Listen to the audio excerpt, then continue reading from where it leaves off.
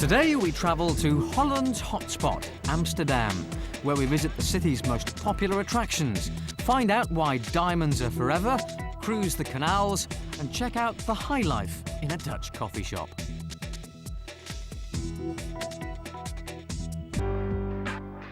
Welcome to one of my very favourite places. Amsterdam is Europe's chill-out room. If it was a piece of furniture, it would be a beanbag with integral lava lamp. If you fly to Schiphol Airport, a fast train will bring you right into the heart of the action here at Amsterdam's central station. In fact, so small is the city centre, there's a very good chance you'll be able to walk from here to your hotel. You have booked a hotel, haven't you? Because 9 million people come here every year and this place gets booked up very quickly. Located in the maritime region of the Netherlands, Amsterdam is Holland's capital city, easily accessible for most Europeans. Its web of canals circles outwards from the centre, splitting the city into 5 main tourist areas. Simple to navigate. At the station, you can pick up a map and leave your luggage in the lockers if you want to have a quick wander to get your bearings. Well, it's all laid on as soon as you come out the station. Cycle hire, cab rank, but I can see my hotel from here, so I need neither. Budget bed and breakfast accommodation sits side by side with 5-star luxury like this, and it's worth doing a bit of research on the area around your hotel. It could be in a genteel canal-side avenue, or it could just as easily be up the road a couple of 100 metres, slap bang in the tawdry red light district. Now, this might surprise you, but Amsterdam is well suited to couples looking for a romantic weekend break. But if it's got a reputation as a hangout for hordes of marauding boozers on hen nights and stag weekends, it deserves it. Known for its sex, drugs, museums and canals, it's liberal, historic, laid back, yet at the same time in your face, like a pocket-sized San Francisco, but thankfully as flat as a Dutch pancake.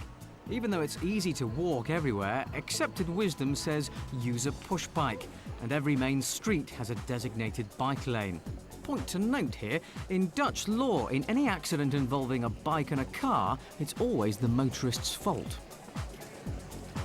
Driving in Amsterdam isn't a great idea generally. Not all the canals have safety barriers, and it's not surprising that 1 car a week ends up in the drink.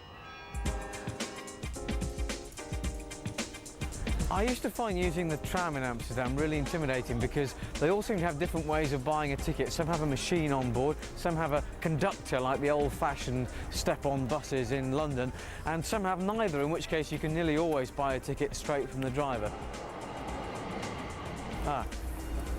This is how we're going to buy the ticket here, a conductor. A tagkaart, that's a day ticket. No, I want day ticket, yeah? Yes, ticket. Can I buy a ticket? No, driver. Oh, driver for the ticket.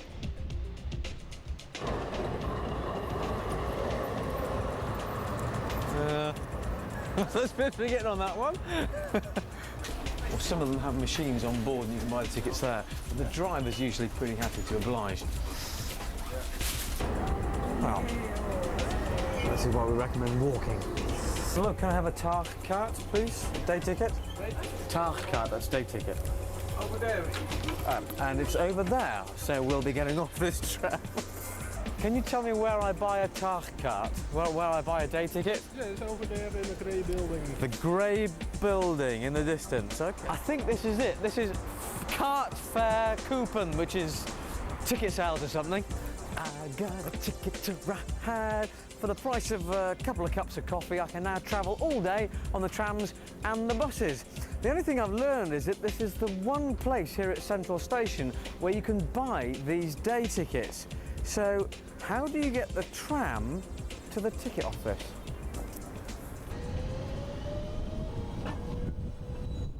The architecture you'll see is as quaint as it is unstable. All this water has eroded the city's foundations, and you'll see a fair few buildings, quite literally, on the Dutch. Rooftop gables are used to hoist up the furniture inside, and you'll notice that every house is very tall and very narrow. That's because back in the 17th century, the City Council decided to tax homeowners on the width of their houses. So the rich just built back and up. This house shows off the riches of the merchant's heyday. The house was built in 1685 and was once home to a coal trading family whose successive generations remodelled and renovated most of the rooms in a Rococo style so sumptuous it makes Lawrence Llewelyn Bowen look like Conran.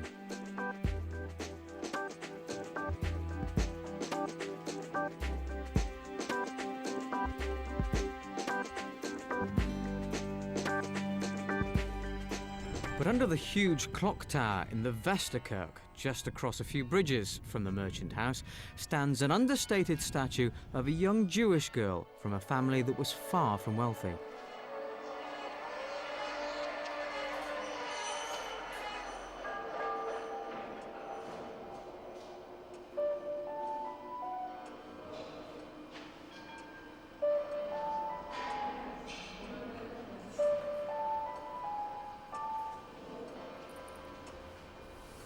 This bookcase is actually a door which divides the front of the house from the annex in which Anne Frank spent her 2 teenage years with the other people in hiding.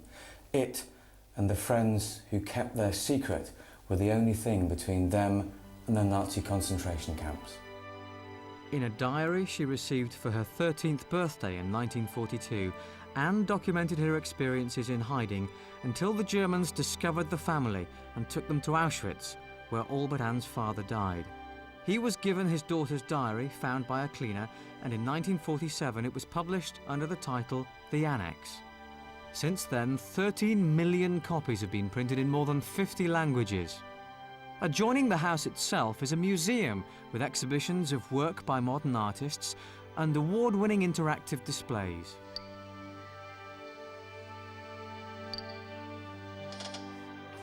The landing on the second floor leads directly to the hiding place, but paper on the windows makes the annex invisible from here. Of all the things I've discovered inside this house, and it is a very well put together learning experience, this is what startled me most. Anne Frank never knew who betrayed her to the Nazis. Nobody does. Yet it's not impossible that person is still alive today. There is a certain freedom of thought in Holland that says you can build a railway station that looks like an art gallery and an art gallery that looks like a railway station. And the leading Dutch architect of the 1880s, Petrus Cuypers, was responsible not only for Central Station, which I showed you earlier, but for this place, the Rijksmuseum. It's the country's national museum, and between them, its 260 galleries boast the most comprehensive collections of 17th century Dutch paintings in the world. This is fine if you already know your Howells from your Heemskerks, but what helped me was the way everything's labelled in Dutch and in English, to explain the religious and the historical.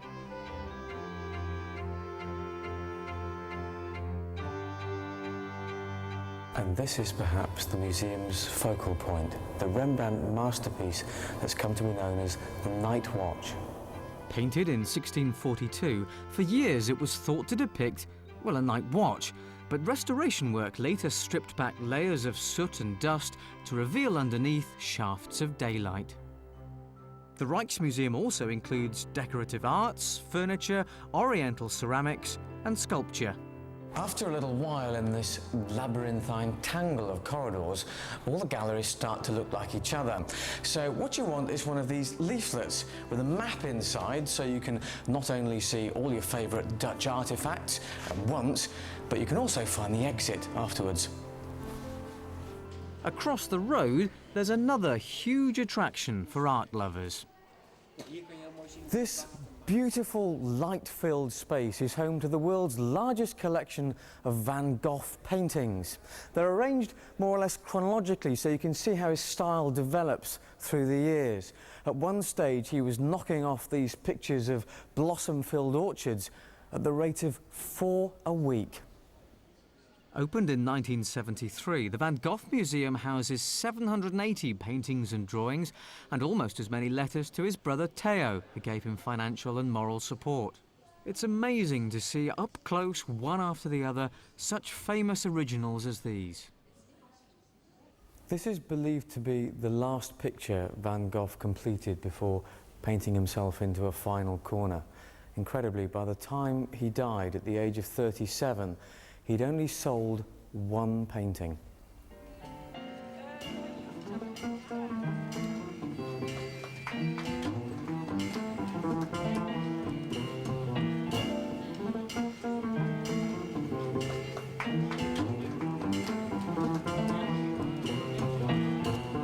Amsterdam punches above its weight in so many different ways. For instance, it's got some knockout live music. Black American musicians settled here after the Second World War to escape discrimination back home, and there's a tradition of jazz and blues music that continues even to this day. Here at the legendary Café Alto, the music is anything but background, and the laid-back, lights-of-plane hospitality continues into the night.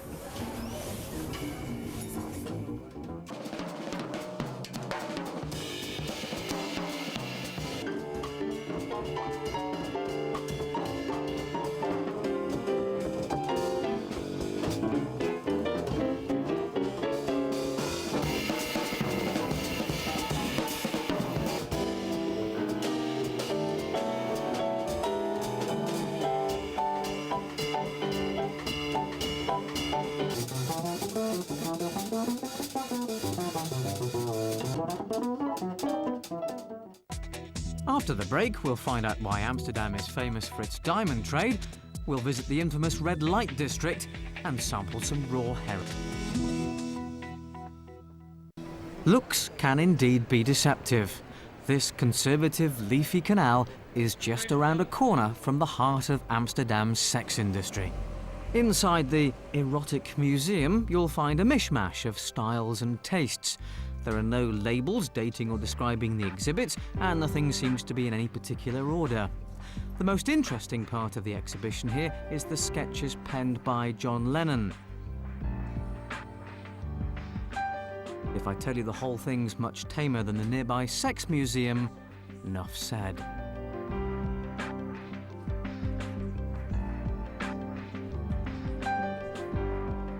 I don't quite know what I was expecting to see there, but it certainly isn't a social history, nor is it even an exhibition of erotic art.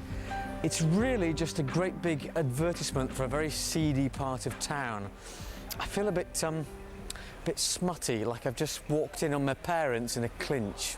A few streets away is the Amsterdam Diamond Centre, the place to learn everything you'll need to know if you want to splash an obscene amount of money on something small enough to blow away. Is this how a diamond looks when you get it? Yeah, normally the diamond is found in a form like this, like a double pyramid.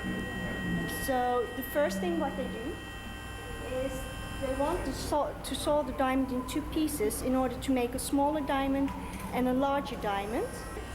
So what do you do with all the tiny little pieces of diamond that must flake off the big crystal? Where does all the diamond dust go? Yes, and the diamond dust is needed for the next step, for the polishing. Right. Our polishing is now polishing all the facets. I can see he's using a little eyeglass, but you must need very good eyesight for this. Yeah, he needs a very good eyesight, but he's using a magnifying glass.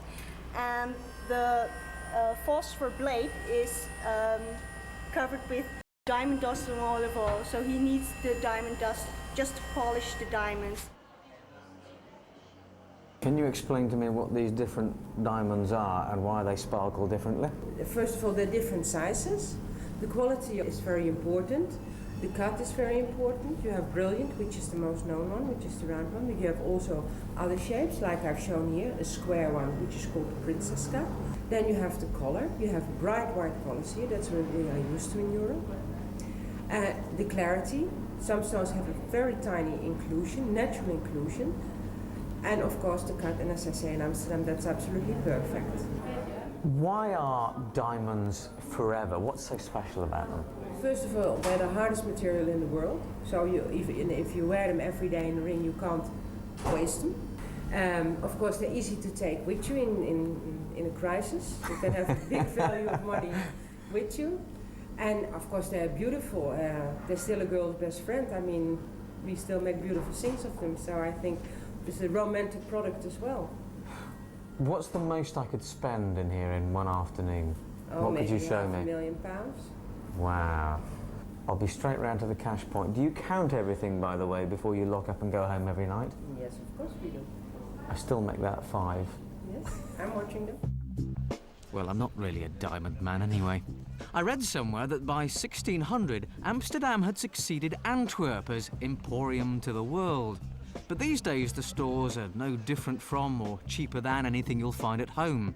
The city's not really known as a centre of fashion, but as you walk up and down the high street, you'll see definite trends championed by Amsterdam's young people, bringing the place a certain style. They do their shopping at the weekend markets, where it's quite possible to avoid the tourists, the clogs, the windmills, and those house-shaped fridge magnets. All we need for the set now are the tulips. This is the Bloemenmarkt, the flower market. I love the Dutch language. Much more than just a tourist attraction, it's a working market with thousands upon thousands of the bulbs and blooms for which Holland is famous, including the fabled black tulip. At least the guy that sold it to me said it was black. You're spoilt for choice when it comes to dining out. In fact, you can pretend you're visiting a different country every time you get peckish. Holland has exported many fine traditions for us to savour. Food is not generally considered to be high on that list. However, there are a few excellent restaurants that specialise in local cuisine if you do want to go Dutch. Now, how's this for starters? It's an old-fashioned marinated herring. By old-fashioned, they mean raw. Now, if that makes you wince, if they wrapped it in rice and called it sushi, you'd be happy to eat and pay twice as much for it, wouldn't you? And it's always washed down with korenwijn, corn wine, and that's as palatable as it is potent. I don't know whether you can see, but that's barely moving around in the glass. It's so syrupy strong. This wholesome collection is a main course called raastunders. Now that's marrowfat peas with a garnish of bacon, some more bacon, kind of faggoty things here in onion, and potatoes. And you might even be lucky enough to find Dutch wine on your menu. I didn't know they made the stuff either. There's not much of it around, and it's very fragrant. While we're on the subject of drink, things can get very complicated in Amsterdam if you're thirsty. This is typical of Amsterdam's brown cafes, they call them, because they've all been tastefully redecorated by nicotine from their customers' cigarettes. Just one thing to watch out for: while all the main familiar brands of Dutch beer are available, they're rather stronger than the export versions we're used to at home. If all you crave is a steaming mug of cappuccino, do not, under any circumstances, come to one of Amsterdam's coffee shops. Yes, they do sell coffee, but that is the heavy, herby aroma of marijuana smoke. You can come to one of these places and puff yourself into next week until you're convinced that you're George Harrison and still stay on the outside of a police cell. Vince here works in the Grasshopper. What exactly is the law in Amsterdam? Well, it's not exactly a law, it's more we tolerate the use and selling of marijuana and hashish. It's not a written law that you can buy it, because it's still officially illegal to buy it and to use it. Who comes here? Mainly tourists? Yes, we focus mainly on the tourists that come here. A lot of Americans, Spanish, Italians, French, they come here to enjoy their vacation. Don't you think that Amsterdam's a little bit obsessed by its cannabis culture? I wouldn't say it's obsessed, but we're known for it. It's a big part, but it's not the biggest part. Okay, I've got to ask, what is the stuff like? I mean, is it addictive? Does it turn your brain to mush? If you use it too much, it can get a little addictive, but you could see it as a sort of luxury that you can use on your vacation or in your spare time. And if you don't use it while you're working or when you have to do something important, you can stay focused, just use it afterwards.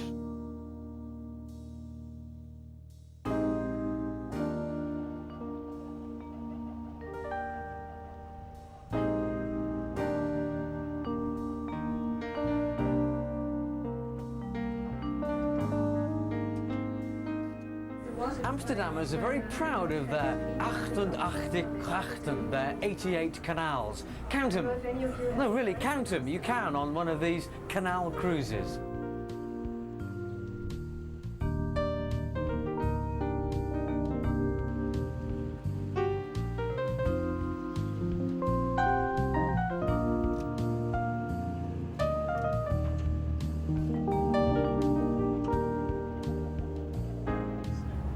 the most amazing thing about these cruises is the way they maneuver the boats around little corners and under arches with just millimetres to spare. Even my street map actually has the height clearances under all the bridges in metres, which is why my best Ascot hat is staying in its box tonight.